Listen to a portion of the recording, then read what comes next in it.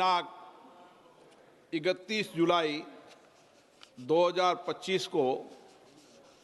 श्री रविशंकर प्रसाद और सदन में प्रतिपक्ष के नेता सहित सत्ता पक्ष व प्रतिपक्ष के कुल 146 सदस्यों द्वारा हस्ताक्षरित निम्नलिखित प्रस्ताव की सूचना प्राप्त हुई है, जिसमें भारत के राष्ट्रपति को माननीय इलाहाबाद उच्च न्यायालय के वर्तमान न्यायाधीश न्यायमूर्ति यशवंत वर्मा को न्यायाधीश जांच अधिनियम 1968 की धारा 3 के साथ भारत के संविधान के अनुच्छेद 124(4) के साथ पठित अनुच्छेद 217 और अनुच्छेद 218 के अंतर्गत उच्च न्यायालय के न्यायाधीश के पद से हटाने के लिए एक समावेदन प्रस्तुत करने का प्रस्ताव है। ये सदन संकल्प करता है कि इलाहाबाद उच्च न्यायालय के न्यायमूर्ति यशवंत वर्मा को उनके निम्नलिखित कदाचार के लिए पद से हटाने के लिए महामहिम राष्ट्रपति जी को एक समावेदन प्रस्तुत किया जाए। दिल्ली उच्च न्यायालय के तत्कालीन न्यायाधीश न्यायमूर्ति यशवंत वर्मा वर्तमान में इलाहाबाद उच्च न्यायालय के न्यायाधीश के सक्रिय और कब्जे में नई दिल्ली स्थित 30 तुगलक क्रिसेंट परिसर में आग लगने के कारण अस्पष्टीकृत नकदी की बरामदगी के संबंध में भारत के सर्वोच्च न्यायालय द्वारा सार्वजनिक किया गया विवरण हमें 15 मार्च 2025 की सुबह 30 तुगलक क्रिसेंट नई दिल्ली से जली हुई नकदी धन मलबे को हटाने के संबंध में साक्ष्य की भी जानकारी है। हमने न्यायाधीश जांच अधिनियम 1968 के सामान्य प्रावधान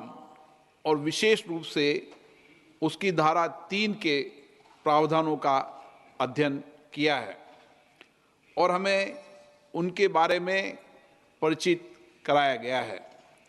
हमने न्यायाधीश जांच अधिनियम 1969 के प्रावधानों का भी अध्ययन किया है। हमें उनके बारे में भी परिचित कराया गया है। हमने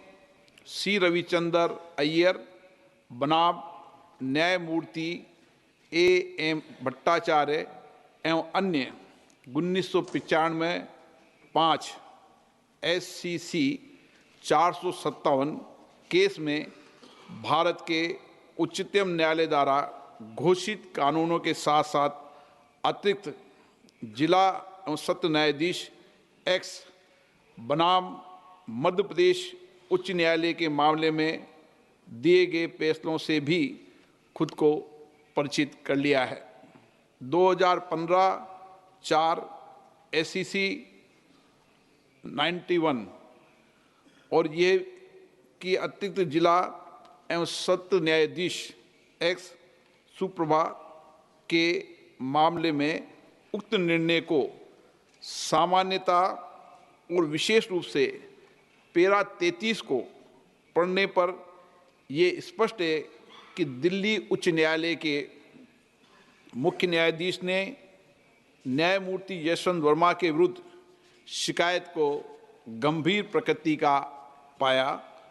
और उक्त निर्णय के पैरा 33 के तहत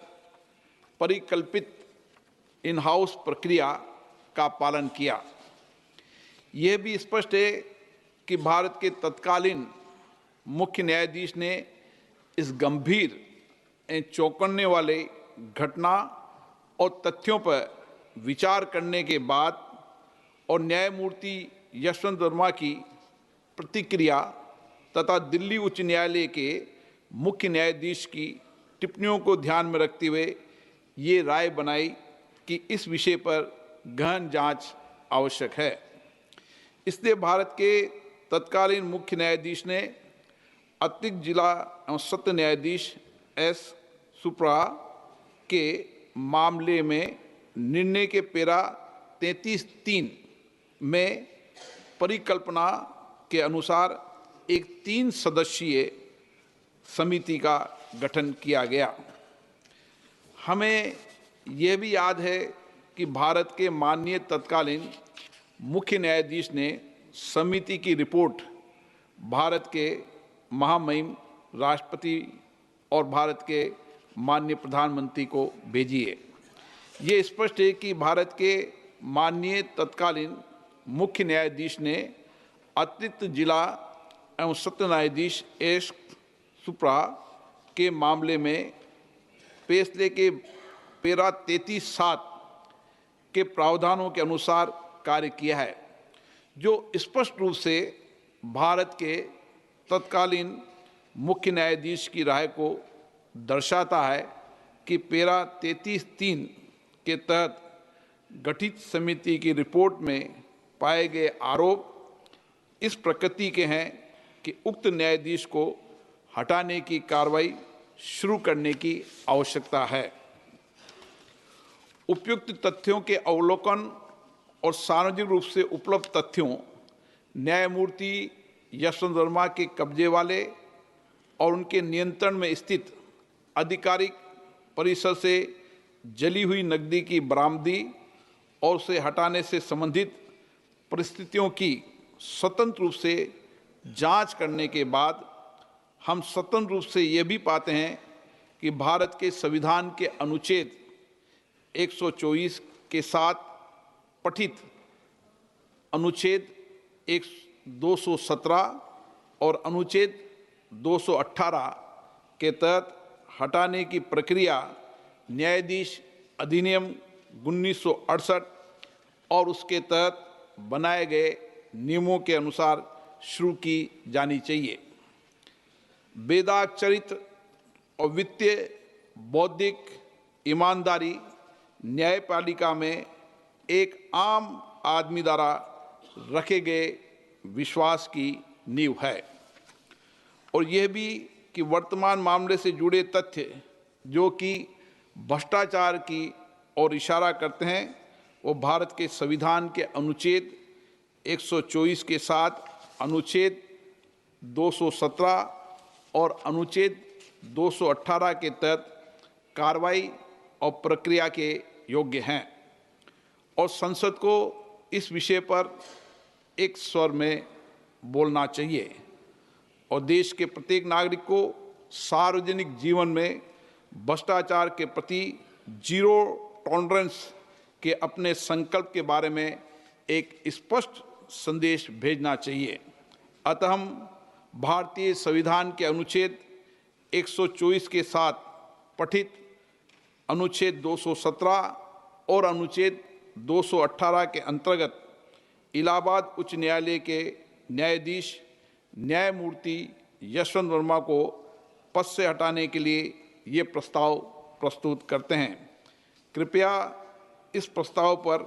आगे की कार्रवाई की जाए। इस प्रस्ताव को नियमानुसार उचित पाते हुए मैंने इसकी स्वीकृति प्रदान की है।